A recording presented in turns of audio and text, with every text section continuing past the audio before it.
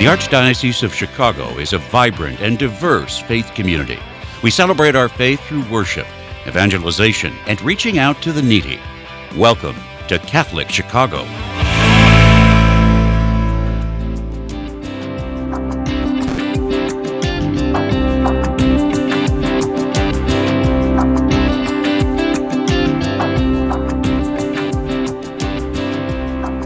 Good morning, welcome to Catholic Chicago. I'm Father Greg Sakowicz, Rector of Holy Name Cathedral here in Chicago. And he's my left dear friend, Mark Teresi. We go back over 50 years, and Mark is wearing many hats at the Cathedral, especially the work he's doing on the 150th anniversary, other special projects. Good morning, Mark. How are you? Good.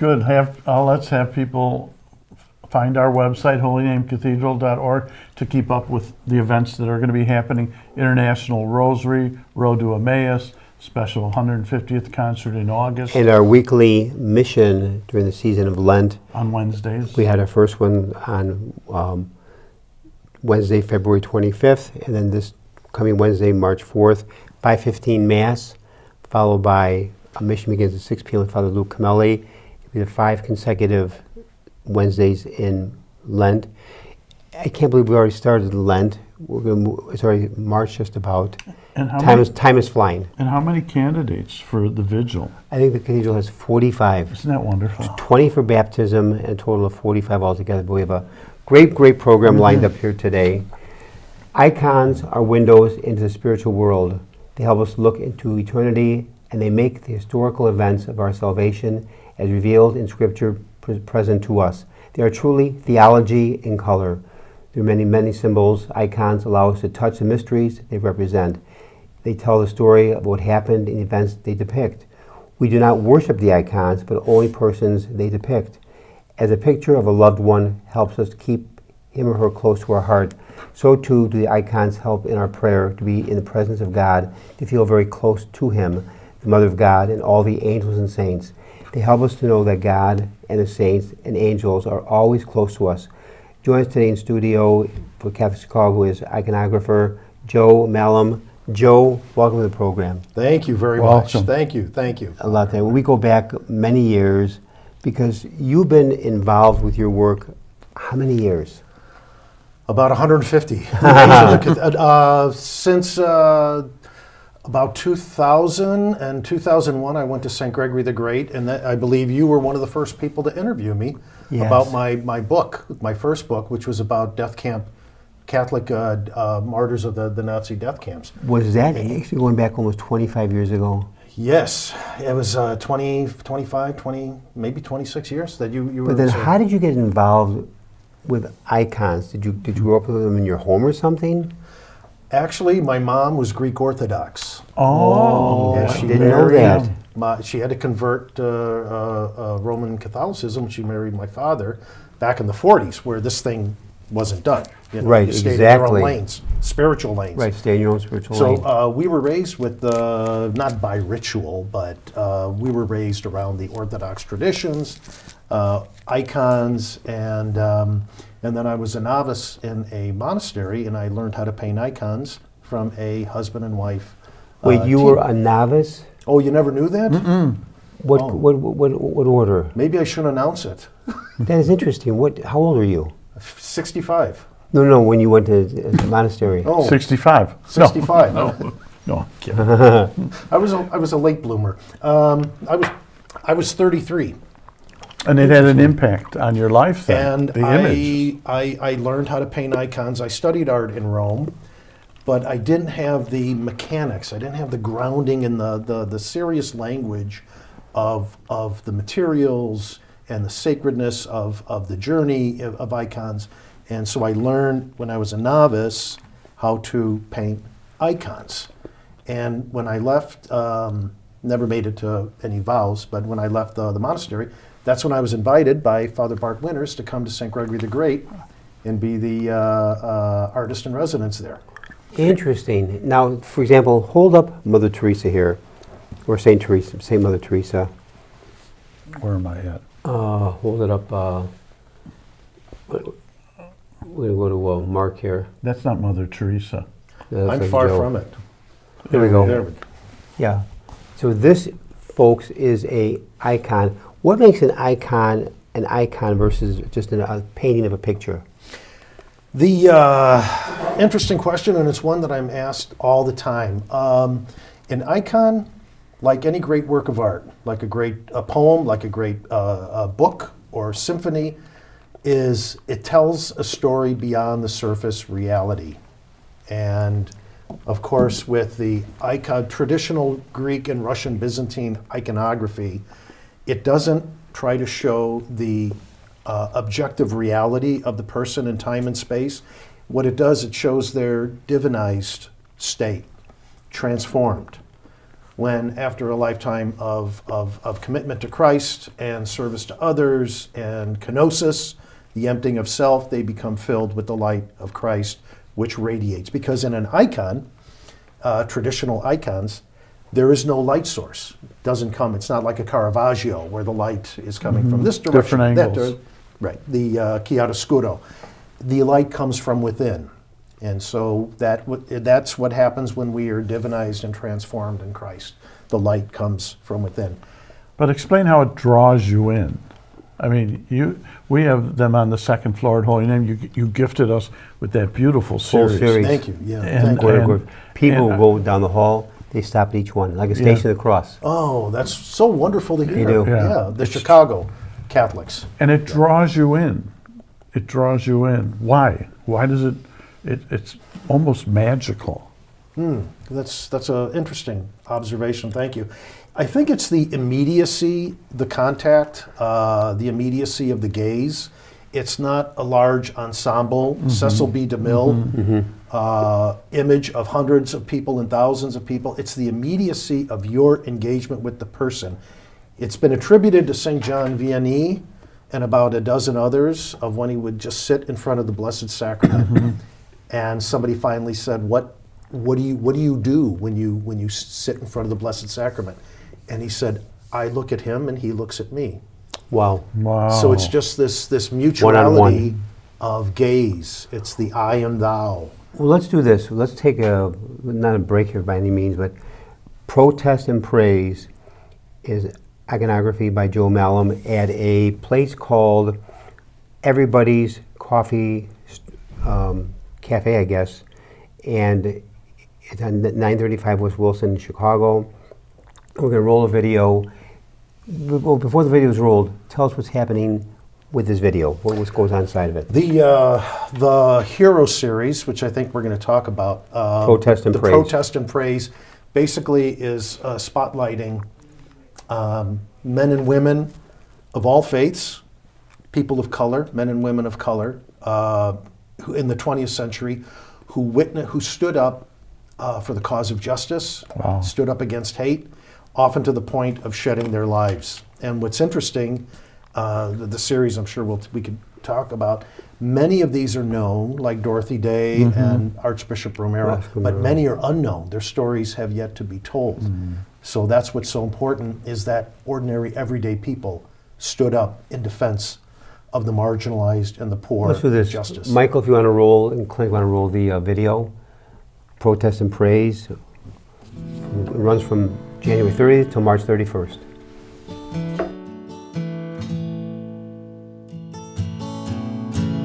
Everybody's Coffee has been around for about 12 years. This shop is for everybody. Cappuccino for here. We try to do about 4 to 5 art shows a year. Usually local Chicago artists. I've known Joe Malham for a while, met him at a Christian Arts and Music Festival. I really feel like these works of Joe's are very timely for the time we're in right now. It just fits with the people that we need to aspire to be. So I felt like this was really the time for Joe's show. Art has a way of speaking to people that other ways can't. Having this show of icons, of modern day heroes, is amazing. People who have spoken up and said, no, this isn't working for us. We need to do better.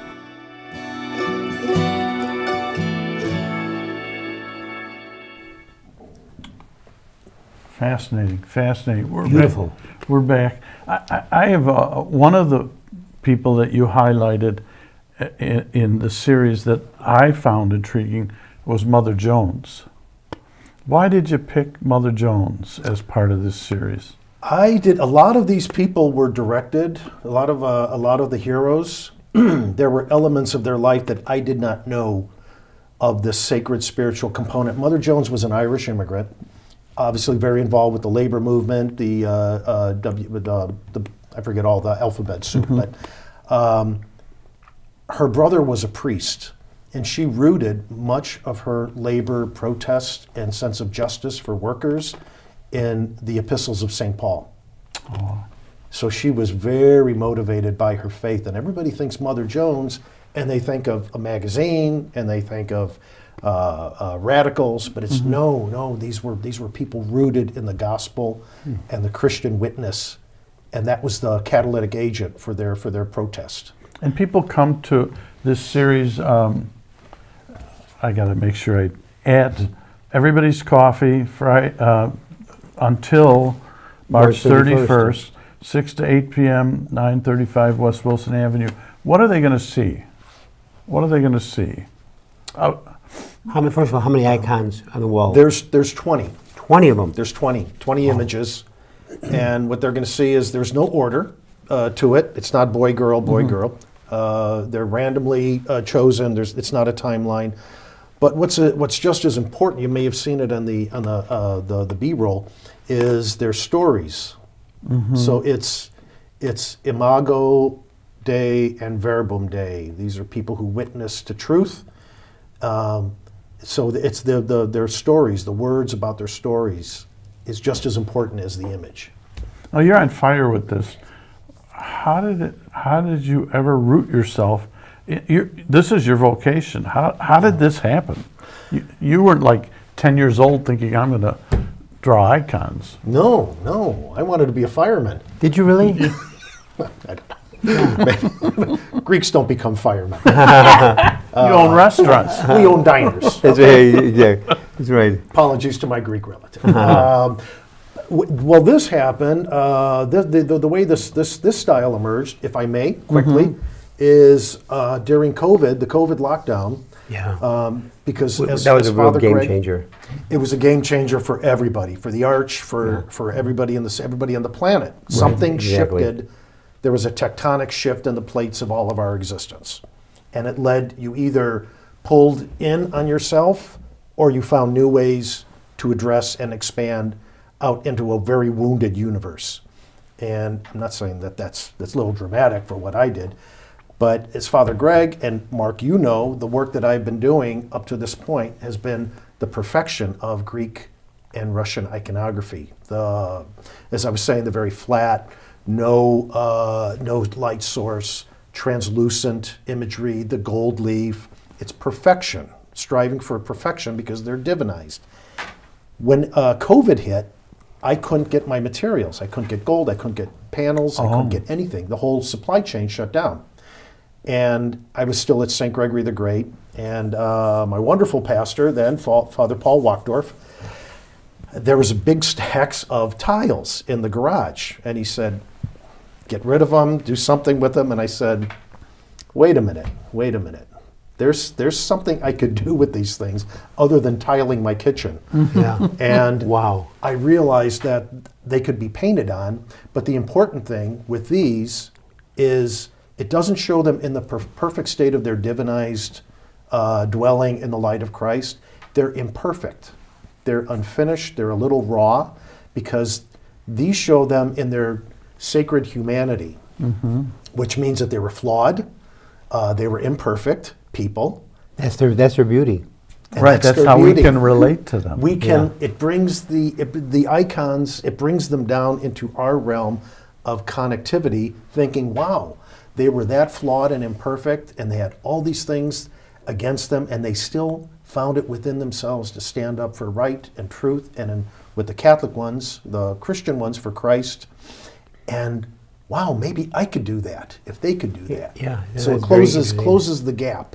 You close the gap. Mark on that note, take us to break. We'll be back. That's fascinating, Joe. It really is. It really is. Thank you. We're going to continue to talk about icons, and when we come back, it's like children. You probably don't have a favorite, but I'd like to know, is there a favorite that, Joe, as you created these? So Catholic Chicago, Father Greg Sackerts, Mark Teresi will be back with Joe Malham in a few minutes. Please stay tuned.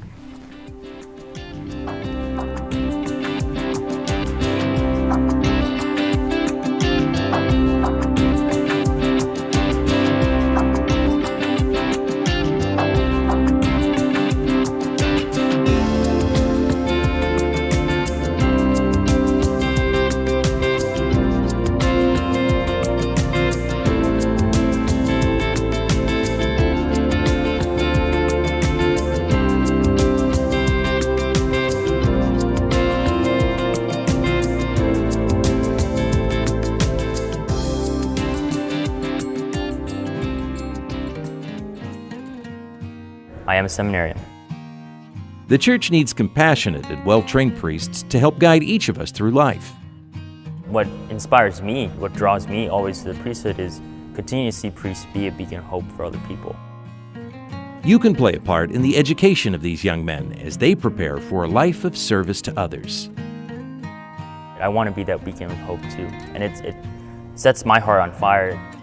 To support our seminarians, make your gift at archchicago.org/seminarian fund or call 312-534-7959.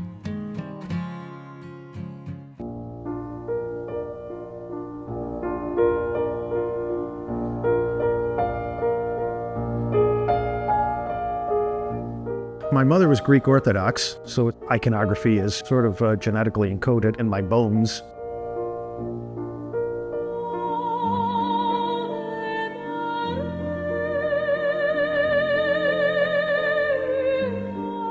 I went to school in Rome and I studied Byzantine and Renaissance art. I was a novice in a monastery for 2 years and learned how to paint icons there.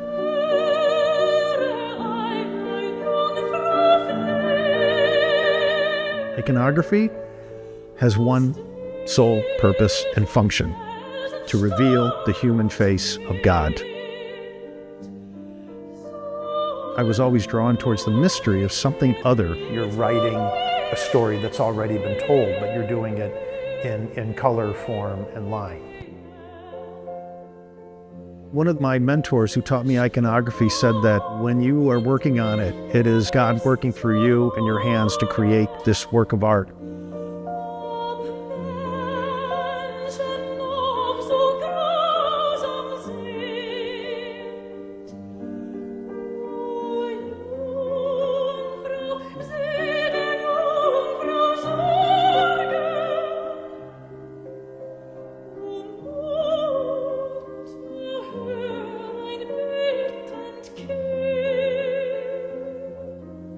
Majority of the icons you see were created during the pandemic. I couldn't get supplies. Everything had shut down.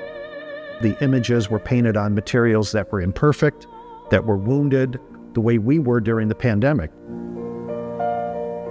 The whole concept of icons painted on wounded materials gave us the basis for the name of the exhibition. God wants us to be humble and walk humbly with God. But God also gives us the sense of pride in our accomplishments when we do something good. And that's what I do. I feel good that it's going to be part of somebody's story outside of my own.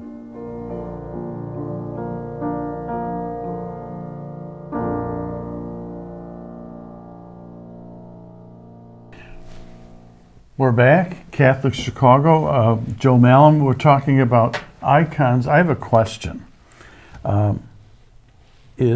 And this may be for Holy Name Cathedral, is Pope Leo, in your view, as drawing an icon?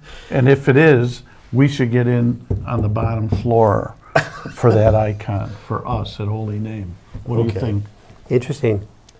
What do you think, Joe? For the folks watching at home, this was not a setup. We didn't previously discuss this. No. This it's funny you would mention that. because I just finished a Pope Leo icon that was approved by his older brother. His older brother saw it Oh, really? because a very good friend of mine, Father Ray Flores, is an Augustinian down in New Lenox at St. Jude, and one of his parishioners is the Pope's brother, Oh, wow. John. And I got a text from the brother saying, really, you captured it beautifully, and it's a lovely, lovely image. So talk about an imprimatur from the highest levels. Yeah. And he brother. said he's going to send it to his brother in the Vatican and show Is it him. about this size? Well, it's a 12 by 12, Okay, but 12 by 12, okay. I'm selling them in 12 by 12, 24 by 24. But then I found a donor gave the money to donate a 4 foot by 4 foot image to St. Rita's Shrine on the south side. Those Augustinians. The Augustinians, There you go. and they That's were very amazing. gracious. They accepted it, and they're going to hang it on the entrance right as you come out of the shrine. So just to maybe back up for a minute, when we came out of break, we saw that beautiful video done by Clinton Cottrell, did a great job, and I'm sure assisted by Michael, maybe Yes, Brian. beautifully and shot. Now that was done. Tell us about that more. How did that come about? That was at Garrett Theological, which is the In seminary Evanston. up in Evanston, attached to the seminary. And they invited me to have an exhibition of the heroes, with a focus on the Latino heroes, because they were having a large contingent from Latin America come for some conferences. So I had like Romero, Pedro Arrupe, several other Latino heroes. But these were the icons, what I call the COVID icons. These were the icons that when I couldn't get materials, I did what every self-respecting iconographer would do in that situation. I went dumpster diving. And I started haunting the alleys and dumpsters For of material. Andersonville for material. And it's amazing what you could find. You find pictures, framed pictures, canvas, and you just re-gesso them. And you saw some of them during the. So this was the collection of how, even though the world was dying and the light was going out of the world, it was still possible for us to radiate the light of Christ. So, Joe, and when I hope. look at one of the icons, like I see like Mother Teresa, ones you've done in the videos, how long does it take to do one icon? Of the heroes, they're 12 by 12 tiles, but it's actually a little bit more labor intensive than you'd realize, because instead of the way that I get the texture on the tile is creating puddles of paint, like little. The French word is petit lac, little lakes, and you have to wait for it to dry, or else it'll just lift up. So it's you create little puddles of areas of pigment, and But your details are so phenomenal in the faces. yeah, thank you.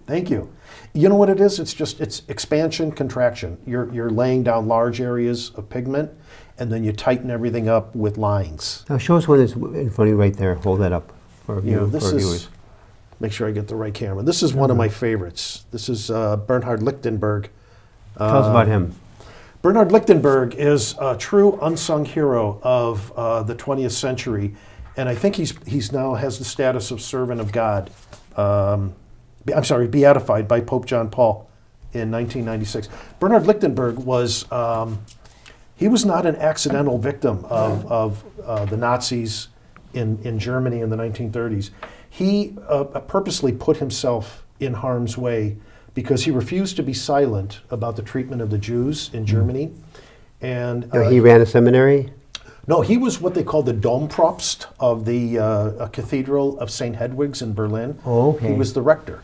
Oh, he was in Berlin. Yes, at Wow. St. Hedwig's. He was the rector. And he thundered from the pulpit denouncing the government for their treatment of Right in Berlin. in Berlin. Whoa. So You're he was in the not. He was lion's not. den. He was not in the outskirts. He was No, in. he was in the heart of it. He was in the heart of the National Socialist Whoa. machinery. And he as a refused to rector, be- he would not be silenced about the treatment of the Jews. Would not and be the Nazis silent. said, either you stop it or we will arrest you. or you will be arrested. You will be arrested as for violating the laws of the criminal Of the code. new regime. And he basically said, I can't be silent. I will not be silent. And so He he then was is arrested. arrested, and what happens? He was arrested, and they gave him one more chance to recant and be silent, and he said, I can't, I refuse. He said, I refuse to be silent in the face of overwhelming evil against what he said was the crimes against our brothers and sisters that are happening right outside our doors down the street. And so he was arrested, and he said, my only request is that I am allowed to go with my Jewish brothers and sisters. And so they were shipping him to a concentration camp, and he died en route. In one of the trains? One of the trains, yeah. Wow. Or the hospital, I believe in the hospital. In the hospital. So there, just you telling that story, there's a relationship you have with each one of these that you create. At least that's what I'm picking up. Is there a story where you were involved with one where you really felt, boy, this is amazing, I'm being drawn in, I know this person now? You're right. You have to fall in love with them, and you have to allow them to speak to you and touch you, and that happened with Edith Stein, the one I did of Saint Teresa Benedicta of the Cross, Edith Stein. But another surprising one is, to both of your points, is Vince Lombardi. Really? Wow.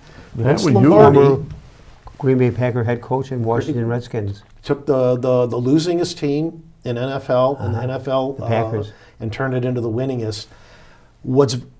Everybody knows about his aphorisms and his maxims and about winning.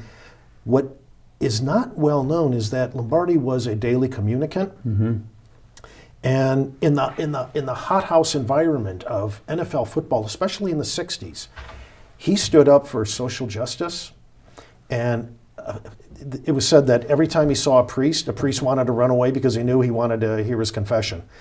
So he was wherever he went, he refused. He was big on defying segregation laws, and he refused to stay in hotels that enforced segregation. Wow.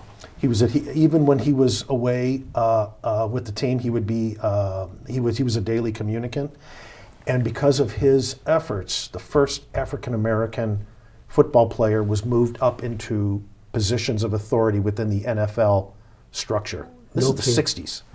This was the '60s. Okay, I think he became a head coach of the Packers, I think, late 50s, Late early 50s. 60s. And of course, the Packers were a dynasty.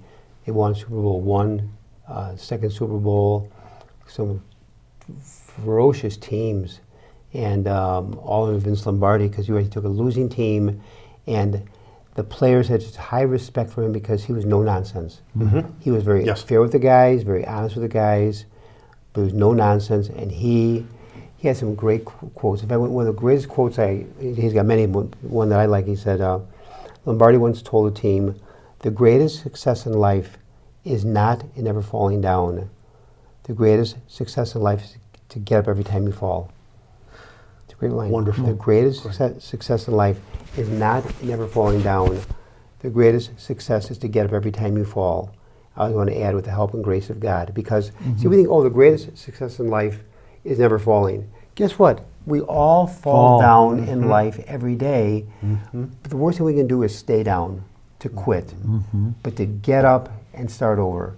And I think Lombardi was actually talking to his lineman, said to the defensive lineman, he said, when the ball is snapped, the offensive linemen and other players are trying to knock you on your butt so the running back or the play can be completed for a touchdown. But how many, if you watch football closely, many tackles in the NFL are made by a player who's been knocked down, gets back up, makes the tackle. So Lombardi taught you never ever stay down. You don't quit, you get back up. That's probably why confession was so important to him. The idea that Starting over, new life. Good point. Yeah, both. New life. Good points. Reconciliation is a way of starting over with the Lord. And even with reconciliation, many times people have said to me, Father, I come to confession once a week, once a month. I'm saying the same things over and over again. I feel like such a phony. But years ago, a man once said to me, he says, I go to confession, say the same thing over and over again, but my sinfulness has kept me dependent upon God. I never heard of that. He said, my sinfulness has kept me dependent upon God. And it always stayed with me, because I go back to the Lord and say, Lord, I'm sorry, I fall, but to get back up with your help and grace and start over. We need to bring the program to a close, and this has been just Fascinating. Yeah, but thank you for tying in the wait, sacred. one more minute, and that is, tell us, Joe, about your beginning a podcast on this in the studio here. Working with working with Michael with and Michael Brian and Brian Clint. and Clint and What's the name of it going to be? It's called. I wish I could claim responsibility for this. It's called Icon-versations. Icon-versations. Yes. It's great. But Michael came up with that. Yes, And it'll Icon-versations. be the first airing will happen when? We're still working on the details, but the format is going to be basically what we're talking about now, is these heroes and how they relate to the here and now of our situation, not only socially, culturally, but our individual prayer life and our journey with God. Well, that'd be fascinating. Well, welcome to the team then. And we could be your guest. Wow. What do you charge? Yeah, Joe will interview The us. going rate. The going rate. We can't afford you. I'm Well, sorry. and thank you in a very special way. Well, we'd love to. Yeah, love to continue the conversation. It's This always is fun great to that, be with you. And first of all, Joe Malham has been our guest for the last half hour. You do a phenomenal job. Also, Joe, when you talk, you have such enthusiasm. You really love what you do. Yeah, thank you. It shows your joy, your enthusiasm, love for the Lord through the work that you do, and that you have an incredible gift from God. I could never do this. No. You couldn't either. So it. Thanks for sharing. Thanks for speaking for Yeah. Mark. Thanks for speaking for him. Thanks for sharing my lack of giftedness. But I can't sing the Ave Maria Oh, well. the way Mark does. Great voice, folks. Mark is a Unbelievable. Great The voice of tenor. angels. So Joe Malham, thank you for being Yes, with us thank here you today. very much. Brother, and Special Mark, thanks thank to, you very Mark much. Teresi, You make it easy. co-host. Great job as usual. Thank Great you. work of our producer, engineers, Michael May, Clint Cottrell, for the great work they do. To all of you, may God bless you. Continue the Lenten journey to the cross and resurrection of the Lord. God bless all of you. Have a great day.